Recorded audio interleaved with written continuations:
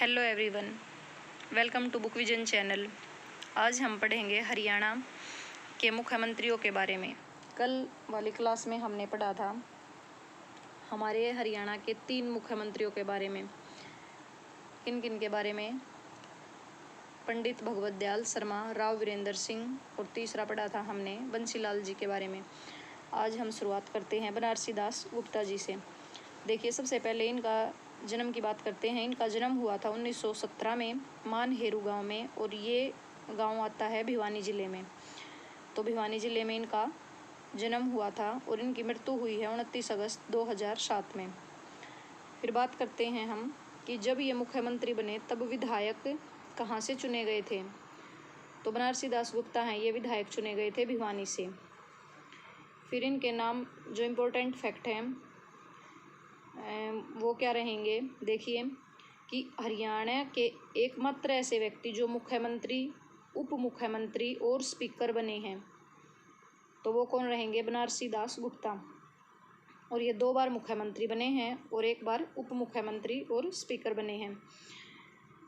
इन्होंने ये 2 अखबारों के संपादक भी रहे हैं। वो 2 अखबार कौन से रहेंगे? हरियाणा केसरी और अपना देश। और इनकी एक प्रसिद्ध पुस्तक भी है। पुस्तक का नाम रहेगा पंचायती राज क्यों और कैसे। तो इनके नाम ये 3 इम्पोर्टेंट फैक्ट रहेंगे। ये तीनों ही आपको लर्न करने हैं कि एकमात्र व्यक्ति जो मुख्यमंत्री, उप मुख्यमंत्री और स्पीकर बने हैं बनारसी दास गुप्ता। हरियाणा केसरी और अपना देश अखबारों के संपादक कौन हैं? तो बनारसी दास गुप्ता। और पंचायती राज क्यों और कैसे पुस्तक के लेखक कौन हैं? तो बनारसी दास गुप्ता।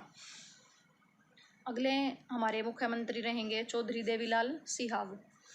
सबसे पहले बात आती है जन्म की। तो इनका जन्म हुआ था 25 सितंबर 1914 को तेजाखेड़ा गांव में, और तेजाखेड़ा गांव आता है सिरसा जिले में। इन्होंने जो स्वतंत्रता आंदोलन हुए उसमें ये बहुत ज़्यादा सक्रिय रहे थे। तो हमारे हरियाणा के एकमात्र मुख्यमंत्री हैं ये, जो 1942 में जब भारत में भारत छोड़ो आंदोलन चल रहा था उस समय ये जेल गए थे। और 1930 में स्कूली टाइम था जब इनका, तो उस समय आर्य समाजी केशवानंद द्वारा दी गई नमक की पुड़िया इनके पास मिली थी, तो इस कारण इन्हें स्कूल से बाहर कर दिया गया था। और हरियाणा गठन से पहले हरियाणा संघर्ष नाम से एक कमेटी थी, उसके ये अध्यक्ष रहे हैं। और हरियाणा खादी व ग्रामोद्योग जो बोर्ड है उसके ये चेयरमैन रहे हैं। और उस बोर्ड की स्थापना कब हुई थी? 1969 में। और किसके टाइम में हुई थी? बंसीलाल जब हमारे हरियाणा के मुख्यमंत्री थे उस टाइम हुई थी। लेकिन चेयरमैन कौन थे उसके? चौधरी देवीलाल सिहाग। ये पहली बार मुख्यमंत्री बने थे 1977 में। और ये हमारे हरियाणा के सबसे अधिक उम्र में बनने वाले मुख्यमंत्री हैं। और जब ये पहली बार मुख्यमंत्री बने तो ये एमएलए कहाँ से चुने गए थे? तो ये चुने गए थे भट्टू से, और भट्टू आता है फतेहाबाद जिले में। ये हमारे हरियाणा के एकमात्र व्यक्ति हैं जो 2 बार उप प्रधानमंत्री बने हैं, 1989-90 में और 1990-91 में। और जब 89-90 में बने तो उस समय हमारे भारत के प्रधानमंत्री कौन थे? विश्वनाथ प्रताप सिंह। और 1991 में बने जब कौन थे? चंद्रशेखर जी। इनके महत्वपूर्ण कार्य देखिए क्या रहेंगे कि एक तो हरियाणा में किसानों का कर्ज सबसे पहले माफ़ करने वाले मुख्यमंत्री रहेंगे ये। और कब माफ़ किया था? 1988 में। दूसरा, हमारे हरियाणा में बुढ़ापा पेंशन लागू करने वाले मुख्यमंत्री रहेंगे चौधरी देवीलाल। और कब करी थी इन्होंने बुढ़ापा पेंशन लागू? 1987 में। और उस समय बुढ़ापा पेंशन कितनी थी? मात्र 100 रुपये।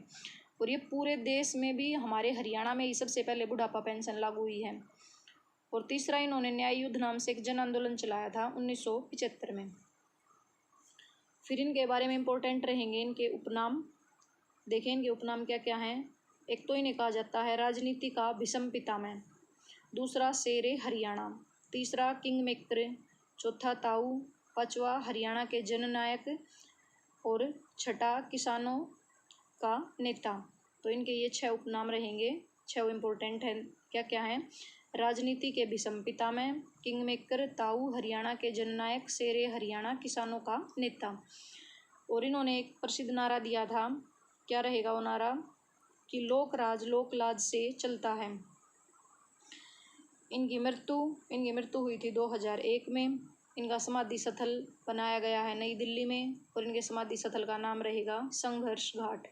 तो इनके बारे में ये इम्पोर्टेंट रहेगा कि हरियाणा के एकमात्र व्यक्ति जो 2 बार उप प्रधानमंत्री बने और इनके महत्वपूर्ण कार्य कि हरियाणा में किसानों का कर्ज सबसे पहले माफ़ किसने किया और हमारे हरियाणा में बुढ़ापा पेंशन लागू करने वाले हमारे हरियाणा के मुख्यमंत्री और इनके उपनाम और इनका प्रसिद्ध नारा कि लोकराज लोकलाज से चलता है, ये नारा किसने दिया और संघर्ष घाट है वो किसका समाधि स्थल है।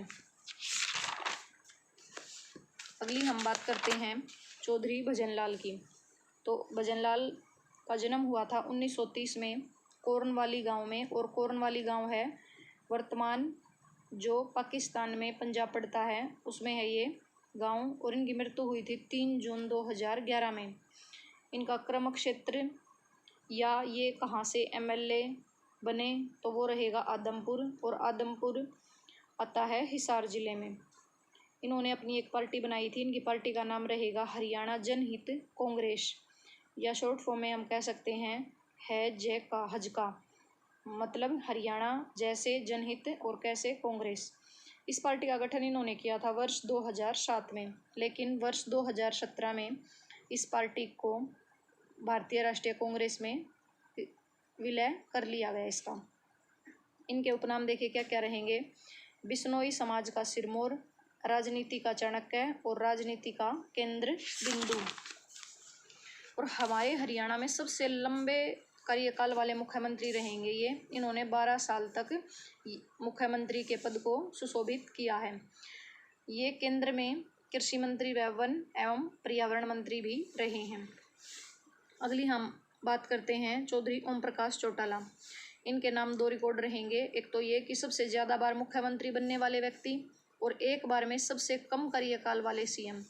तो सबसे ज़्यादा बार मुख्यमंत्री बनने वाले व्यक्ति तो ये कितनी बार बने, 5 बार। और सबसे कम कार्यकाल वाले सीएम हैं तो ये मात्र 5 दिन के लिए एक बार मुख्यमंत्री बने थे। कब से कब तक, 2 जुलाई 1990 से लेकर 7 जुलाई 1990 तक। अगली हम बात करते हैं हुकुम सिंह फोगाट।